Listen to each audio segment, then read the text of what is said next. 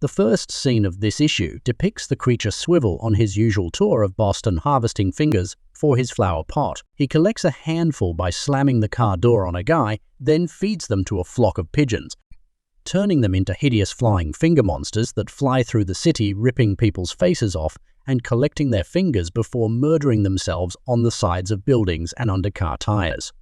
As Swivel goes about his day as a model farmer for insanity, Reece is doing her very best not to go insane as Hungry World does its best to drive her insane, starting mildly with 6 fingers and gradually raising the stakes with shape-shifting rodents, suicidal old ladies, and a sneak peek into Swivel's daily life.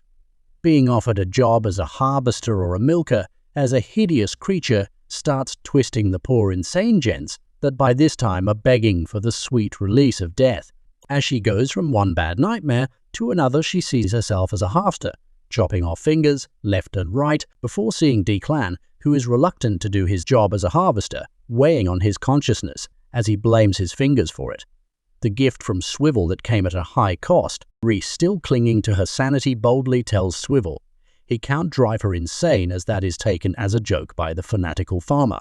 We are rejoined with Declan, who is not his usual self, more like a puppet controlled by Swivel, who shows Reece, whether she wants to or not, his grievance. His garden is withered, insanity is low, so the crops don't grow, as one failed abomination after another is pulled out the pots.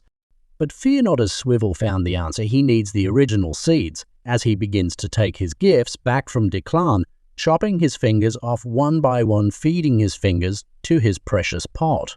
Will this help his crops? Will Declan escape with his life and hands intact? Next time on the exciting conclusion of Colder